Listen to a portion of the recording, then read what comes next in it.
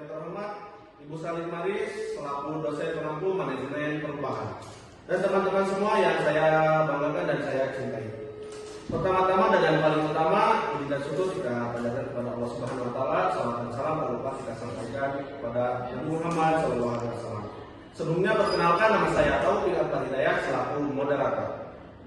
Nah, di sini saya dan kelompok saya akan mempresentasikan tentang strategi perubahan organisasi melalui High Performance Management pada PT Sukses Bersama. Oke, next. Nah, di sini latar belakang dari PT Sukses Bersama. Sekarang PT Sukses Bersama merupakan pemain kuat di industri elektronik rumah tangga selama 20 tahun. Namun mengalami penurunan kinerja signifikan dalam satu dekade terakhir ini. Urgensi perubahan adanya penurunan produktivitas sebesar 15% dalam 3 tahun terakhir, yang disebabkan oleh ketidakmampuan karyawan, mengimbangi perkembangan teknologi modern, penggeseran pasar, terjadi celah antara strategi perusahaan dengan tren eksternal yang kini beralih ke teknologi ramah lingkungan. Ada juga hambatan internal atau hambatan yang di dalam perusahaan nih teman-teman. Struktur organisasi yang kaku, komunikasi buruk, serta kepemimpinan yang otoriter menghambat kecepatan adaptasi perusahaan melambat teman-teman. Oke, next. Nah, selanjutnya ini deskripsi situasi dan masalah utama yang akan dipresentasikan oleh teman saya sendiri. Kepada Rizka, waktu dan tempat saya persilakan.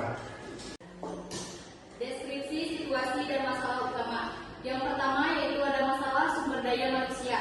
Karyawan tidak memiliki keterampilan yang sesuai dengan tuntunan teknologi manufaktur terkini. Kemudian masalah strategis, produk perusahaan tidak lagi sesuai dengan tren perilaku konsumen yang mencari produk eco-friendly. Kemudian masalah operasional, sistem manajemen kinerja tidak memiliki standar jelas dan sistem produksi masih bersifat manual. Kemudian masalah budaya, kepemimpinan yang otoriter membuat organisasi sulit menjadi adaptif. Kemudian analisis eksternal fiskal. Yang pertama yaitu politikal, regulasi pemerintah terkait standar efisiensi energi. Kemudian ekonomi, penurunan profitabilitas perusahaan yang mengancam keberlangsungan bisnis. Kemudian sosial, perubahan perilaku konsumen yang lebih mengutamakan teknologi ramah lingkungan. Kemudian teknologikal, kebutuhan akan digitalisasi sistem produksi dan distribusi. Kemudian environmental, tuntunan global untuk mengurangi dampak lingkungan dari limbah elektronik. Kemudian legal, kepatuhan pada standar sertifikasi hijau internasional. Next, analisis internal McKinsey 7S. Yang pertama yaitu strategi, perlunya reorientasi menuju inovasi produk ramah lingkungan. Kemudian struktur, transformasi dari struktur hierarkis kaku menjadi lebih kolaboratif. Kemudian sistem digitalisasi manajemen kinerja dan otomatisasi proses manual. Kemudian staff, mengatasi gap kompetensi melalui pelatihan intensif. Kemudian style, transisi dari gaya kepemimpinan otoriter ke arah yang lebih adaptif dan partisipatif. Kemudian skill, pengembangan keahlian di bidang teknologi digital dan green teknologi. Kemudian share values, menanamkan nilai inovasi dan tanggung jawab lingkungan. Selanjutnya akan dibacakan oleh teman saya. Selanjutnya ada praktik manajemen SDM, High Performance Management. Identifikasi 6 praktik utama untuk mengatasi tantangan internal dan eksternal. Yang pertama, pengembangan kepemimpinan, fokus pada kepemimpinan adaptif. Yang kedua, evaluasi kinerja, penentuan standar kinerja yang jelas dan terukur. Yang ketiga, pemberdayaan karyawan, memberikan otonomi untuk mendorong inovasi. Yang keempat, penghargaan dan pengakuan berbasis kinerja. Motivasi melalui insentif pencapaian target. Yang kelima, pembelajaran dan pengembangan berkelanjutan. Program reskilling teknologi modern. Yang keenam, desain kinerja tim lintas fungsi, memperbaiki komunikasi antar departemen. Oke, next. Ada matriks. Matriks ini bertujuan untuk menilai sejauh mana praktik pengelolaan SDM, people management, yang kita terapkan mampu mendukung kompetensi dan perilaku kritis yang dibutuhkan untuk mengeksekusi strategi baru perusahaan. Logika penilaian, kita menggunakan skala 3 poin dari Prever, di mana skala +1 berarti praktik tersebut sangat mendukung strategi. 0 bersifat netral dan +1 menunjukkan ketidakselarasan yang harus segera diperbaiki. Analisis kolom kompetensi krisis, kita memfokuskan pada aspek seperti strategi thinking, inovasi, dan adaptabilitas karena PT Sukses Bersama sedang bergeser ke arah teknologi ramah lingkungan yang membutuhkan kreativitas tinggi dan kecepatan merespon pasar. Analisis baris praktik SDM, pemberdayaan karyawan +1 ini adalah kunci utama untuk mengatasi masalah kepemimpinan otoriter. Dengan memberi otonomi, karyawan lebih berani berinovasi dan beradaptasi cepat terhadap tren teknologi modern. Pembelajaran berkelanjutan +1 praktik ini secara langsung menjawab masalah penurunan produktivitas 15% dengan cara menutup celah keterampilan skill gap melalui pelatihan teknologi digital. Tujuan akhir, memastikan setiap kebijakan SDM menarik gerbong organisasi ke arah yang sama, yaitu menjadi perusahaan manufaktur elektronik yang modern dan ramah lingkungan. Oke, next. Matriks ini tidak melihat ke arah pasar, melainkan melihat ke dalam organisasi untuk memastikan bahwa ada praktik manajemen SDM saling mendukung dan tidak bertabrakan, konsisten secara internal. Pentingnya konsistensi, perubahan organisasi sering gagal karena kebijakan yang bertolak belakang. Contohnya, jika kita melatih karyawan untuk bekerja dalam tim pelatihan, tetapi sistem bonus penghargaan hanya diberikan secara individu, maka akan terjadi ketidakkonsistenan. Analisis hubungan antar praktik, pengembangan kepemimpinan, pemberdayaan +1. Kedua praktik ini harus berjalan beriringan. Pemimpin yang adaptif akan memberikan ruang bagi pemberdayaan karyawan yang secara langsung meruntuhkan struktur hierarki yang kaku. Evaluasi kinerja, penghargaan +1 agar sistem manajemen kinerja yang baru efektif. Hasilnya harus terhubung langsung dengan sistem penghargaan.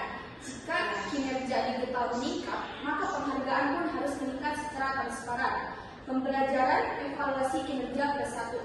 Karyawan yang mengikuti pelatihan teknologi harus melihat hasilnya pada penilaian kinerja mereka.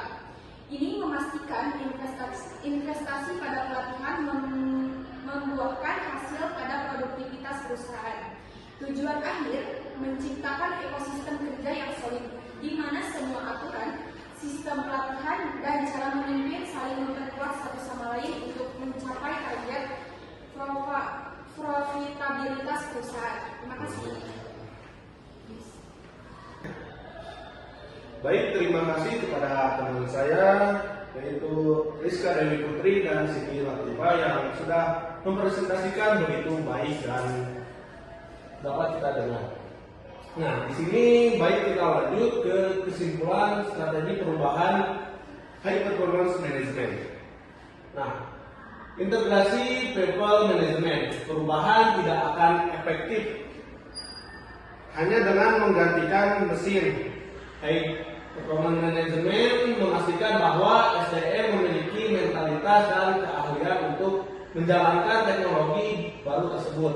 Dan yang kedua juga ada penyelarasan pasar dengan memperbaiki kompetensi internal melalui pelatihan berkelanjutan. Perusahaan secara otomatis menyelaraskan diri dengan tuntutan pasar eksternal akan produktif elektronik yang cerdas dan ramah lingkungan. Dan yang terakhir ada keunggulan kompetitif baru.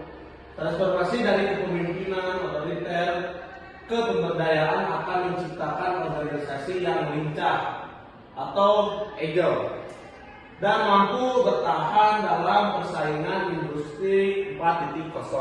Oke, next. Nah, yang terakhir ini ada rencana implementasi.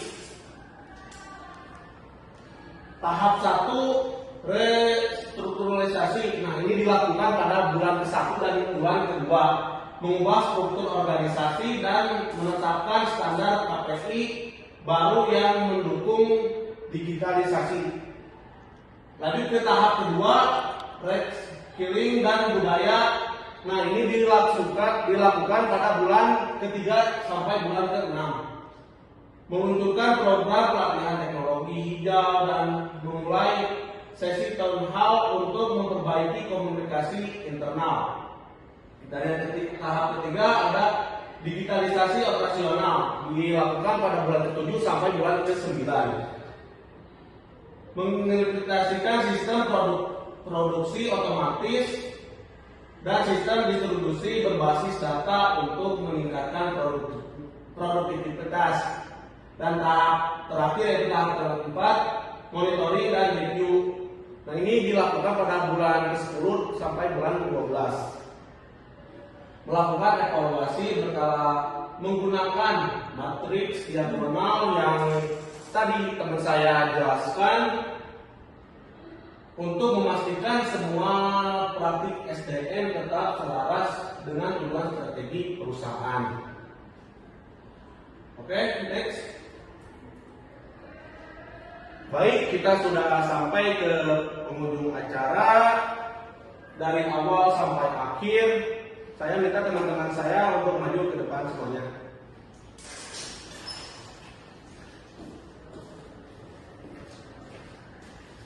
Baik, dengan rasa terima kasih, saya mohon maaf bila ada kesalahan dalam mempresentasikan materi ini. Wabillahi taufiq wal hidayah. Wassalamualaikum warahmatullahi wabarakatuh.